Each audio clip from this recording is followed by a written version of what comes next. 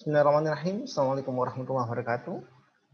Kembali lagi di perkuliahan instrumentasi bioteknologi. Di pertemuan keempat ini kita akan membahas tentang peralatan sentrifugasi dan sanikator dan timbangan ya. Ini beberapa karena berbeda antara sanikator, timbangan dan alat-alat sentrifugasi. Prinsip kerjanya berbeda. Oke. Sebelum kita memulai, tentu kita akan lihat dulu ya apa yang diharapkan setelah Anda mengikuti perkuliahan kali ini, di mana Anda dapat mengidentifikasi macam-macam instrumen yang bekerja secara gaya sentrifugal ya, seperti centrifuge, microcentrifuge ya, vortex dan mini spin down.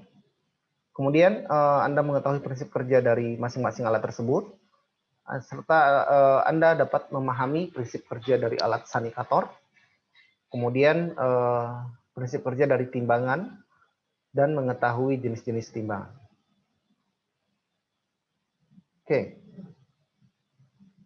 Kita lihat ya secara definisi apa itu sentrifugasi, di mana suatu proses pemisahan zat padat dengan zat cair ya, atau zat cair dengan padatan yang berbeda satu sama lain dengan menggunakan gaya sentrifugal.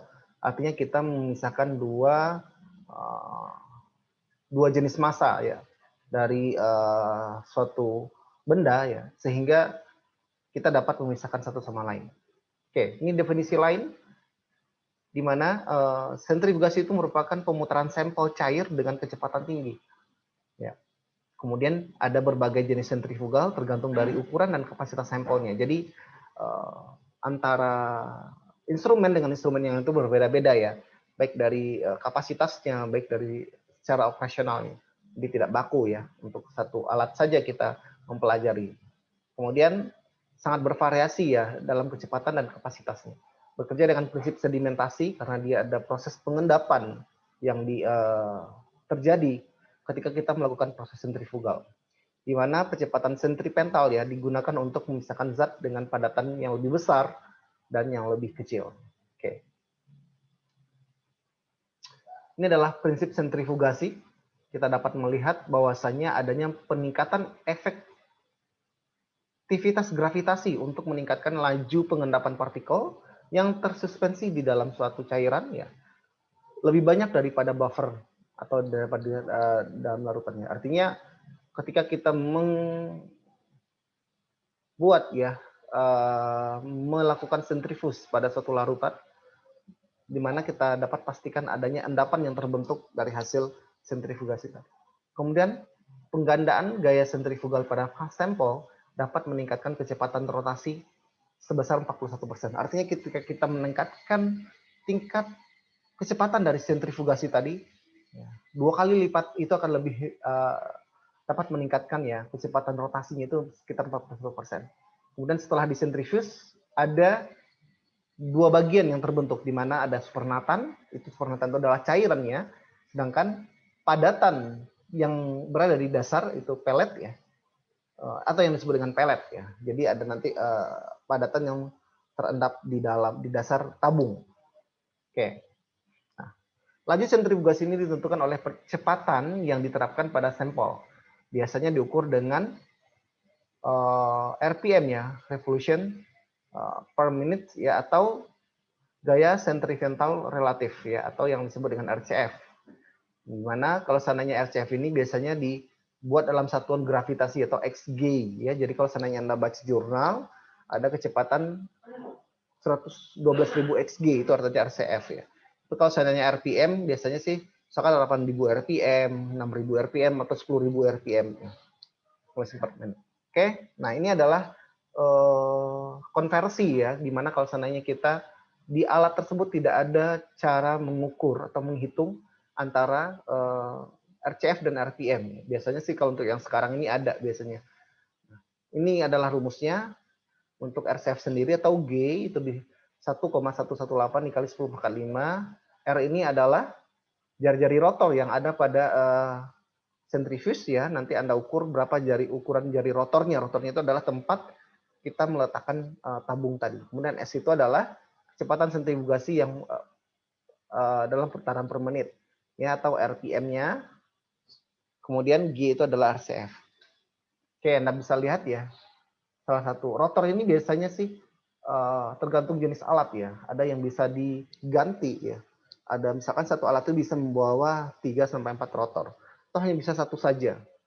Mungkin akan ada biaya tambahan ya kalau seandainya kita meminta beberapa jenis rotor yang bisa mensentrifuge macam-macam jenis tabung. Oke, ini adalah konversi ya, di mana kita lihat ya dengan kecepatan 10.000 rpm itu untuk RCF-nya dengan diameter ya, dengan diameter rotornya itu sekitar 4 cm ya, atau 5 sampai 15 itu Anda bisa lihat ini setara dengan, kalau yang 4 itu setara dengan 45 RCF ya. Kalau yang misalnya nih yang 12 itu setara dengan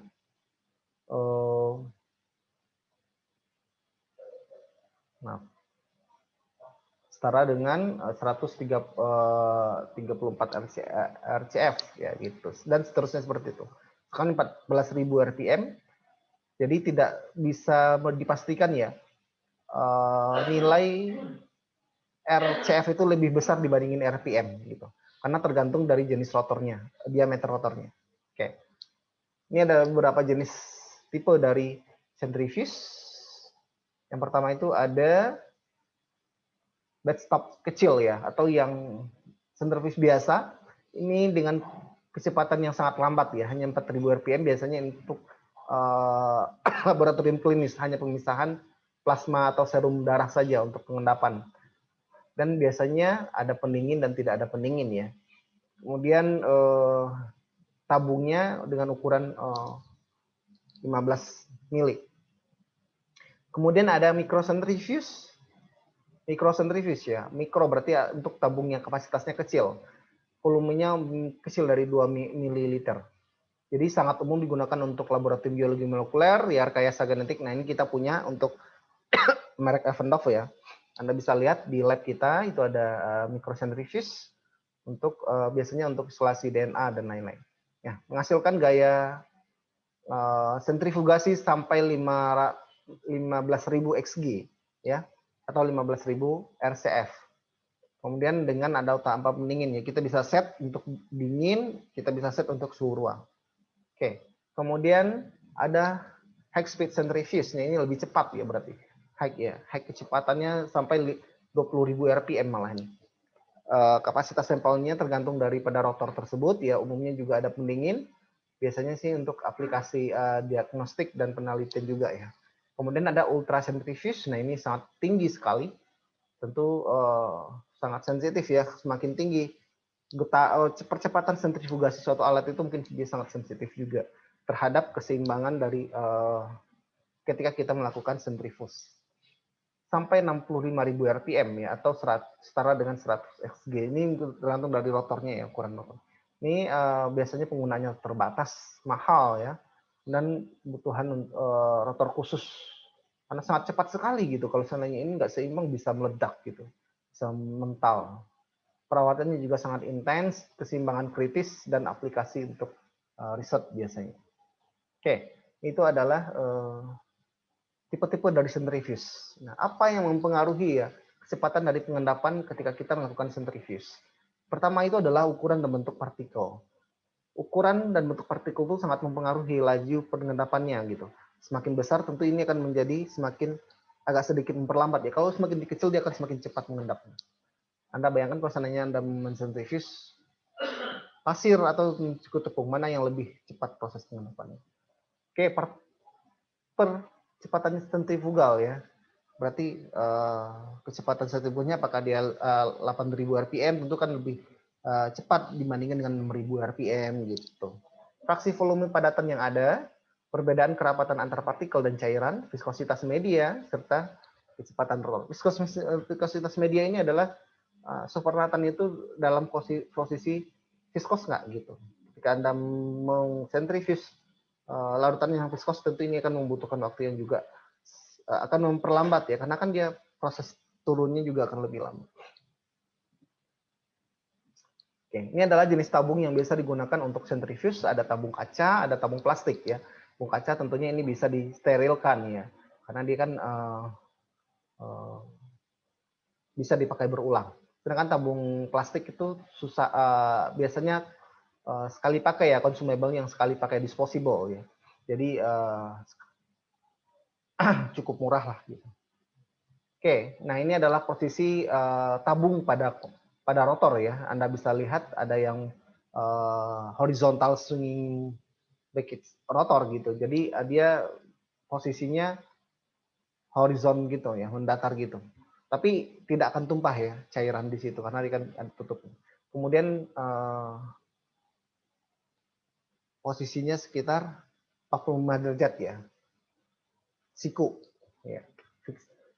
Fixed angle rotor, kemudian ada yang vertikal ya. Vertikal itu yang tegak. Oke, kemudian bagaimana ini adalah jenis tabung ya untuk microcentrifuge itu ada yang 2 mili, ada yang 1,5 mili, kemudian ada yang 200 mikrolit itu biasanya untuk PCR ya, khusus untuk PCR saja. Oke, kita lihat bagaimana proses perawatan dan pemeliharaan sentrifuge. Tentu ketika Anda bekerja, Anda harus mengisi logbook dari alat tersebut. Jadi kita bisa melihat siapa nih yang memakai sebelumnya, kita terjadi kesalahan ya atau kerusakan pada alat. Kemudian pemeriksaan rutin oleh personal yang berwenang, jadi ada yang mengecek laboran gitu. Apakah ini alat harus dikalibrasi gitu. Kemudian pemeriksaan rutin secara internal, peminyakan ya supaya peminyakan bagian rotornya itu ya supaya dia lebih licin ya. Nah, ini yang sangat penting itu adalah pastikan tabung seimbang pada saat operasional. Jadi kalau seandainya Anda mau mengisi ya, tabung di sisi kiri 3, harus di sisi kanannya harus 3. Dan Anda bisa pastikan tabung mana yang sejajar. Ya, jangan sampai sisi kiri 3, sisi kanan tapi tidak sejajar. Nah, ini akan mempermasalahan keseimbangannya, akan terjadi permasalahan keseimbangan. Nah, ini yang pentingnya. Apalagi untuk yang ultra centrifuge itu sangat riskan sekali. Oke. Kemudian kita masuk work mixer. Ya, ini adalah instrumennya yang tersusun atas motor mesin yang dialiri listrik dengan memiliki poros penggerak ya. Jadi ada poros penggerak di senternya gitu. Nah, poros penggerak ini biasanya akan bergerak secara vertikal ketika alat dinyalakan ya. Untuk menampung sampel, alat ini dimanfaatkan untuk memanfaatkan potongan karet ya untuk dipasang pada bagian luar alat. Jadi dia fungsinya untuk merekat ya ketika kita melakukan vortex. Jadi pada karetnya itu kita taruh tabungnya sehingga proses homogenitasnya itu tidak lari-lari gitu, tidak. Kemudian potongan karet tersebut kemudian akan ikut bergerak karena poros bergerak pada rotor mesin. Jadi ketika kita nyalakan poros tadi dia akan merekat pada karet sehingga karet juga akan ikut bergerak. Oke. Nah, ini adalah jenis-jenis dari vortex ya, ada continuous sensor, ada continuous sentuh ya, ada yang bersifat sensor ya atau yang disentuh, di touch ya atau ditekan gitu. Nah, sensor ini cukup kita tarik di atas saja dia akan memutar ya. Jadi ini ada indikator ya, lampu misalnya yang continue untuk secara keterusan gitu tanpa kita menyalakan take on off-nya ya. Ada lampu indikatornya. Kemudian kalau ada sensor itu lampu indikatornya nyala ya. Mungkin mode operasional otomatis akan bahkan dengan aksesoris yang berbeda. Tapi ini beda ya, berbeda alat, beda juga operasionalnya.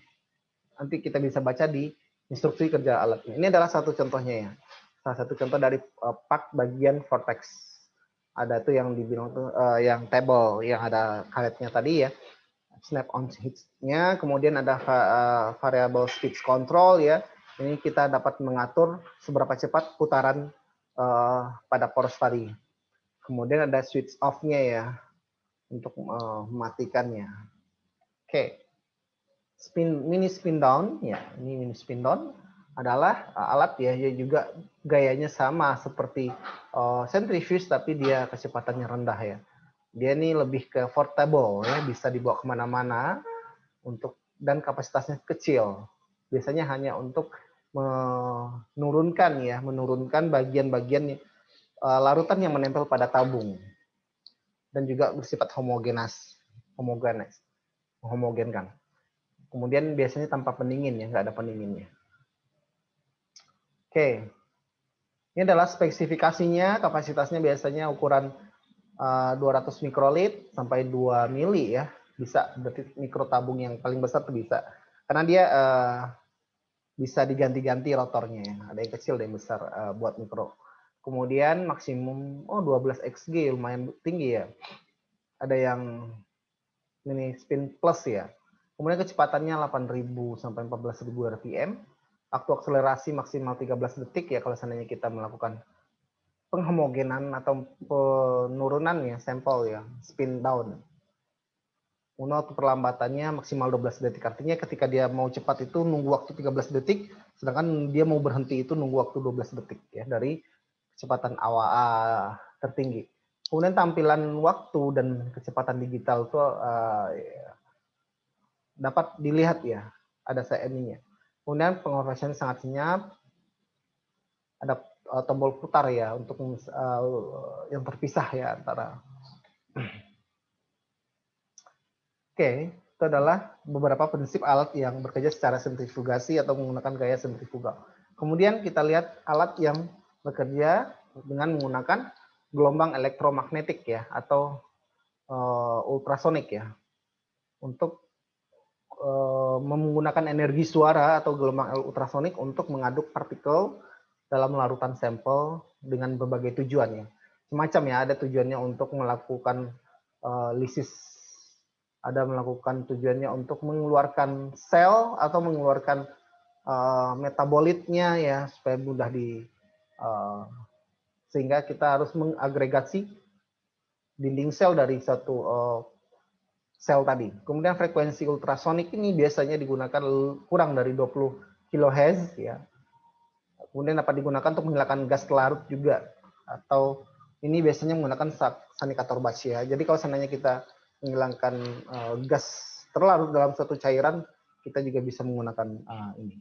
Oke, aplikasinya ya macam-macam untuk digunakan produk nanopartikel, nanoemulsi, kristal, liposom, ya, emulsi lilin, pemurnian air limbah, ekstraksi minyak nabati, ekstraksi antosianin dan antioksidan, macam-macam ya. Jadi benar-benar buat mengagregasi jaringan atau sel ya, untuk ekstraksi biasanya. Ini beberapa tipe dari sanikator ya, ada tipe sanikator batch ya, yang di sini ada air ya, ada air yang dimasukkan ke dalam batchnya, ada semacam kontainer gitu ya. Kemudian kita dapat memasukkan ya sampel itu dalam larutan, dalam tabung, sehingga proses agregasinya itu terjadi di dalam larutan. Namun ini kurang efektif ya untuk karena dia tidak langsung menyentuh pada sel ya, sehingga hanya karena ada sisi dinding tabung, dinding tube yang menghambat ya proses energi suara tadi bekerja, tidak langsung menyentuh pada materialnya. Kemudian intensitas juga rendah, tersebar tidak merata ya, mengulangi proses kurang efektif. Oke. Nah, ini adalah sanikator ultrasonic probe ya. Ini yang pakai probe ini yang lebih tepat ya, karena kita langsung mencelupkan probe tadi ya, getaran tadi itu langsung menuju kepada partikel yang kita mau agregasi atau yang mau kita lisis atau yang mau kita pecah gitu. Jadi proses tekanan amplitudo itu langsung semua full gitu, terkena pada material sehingga prosesnya lebih cepat.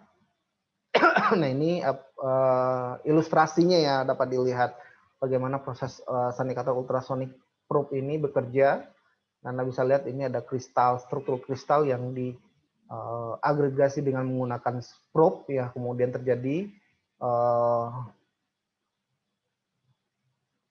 pemecahan ya, terjadi partikelnya menjadi kecil, kemudian proses lagi ya. Nah, ini Anda bisa lihat sampai akhir ya, yang jadi batangan tadi menjadi butiran-butiran partikel ya, sehingga ini kan lebih memudahkan untuk ekstraksi.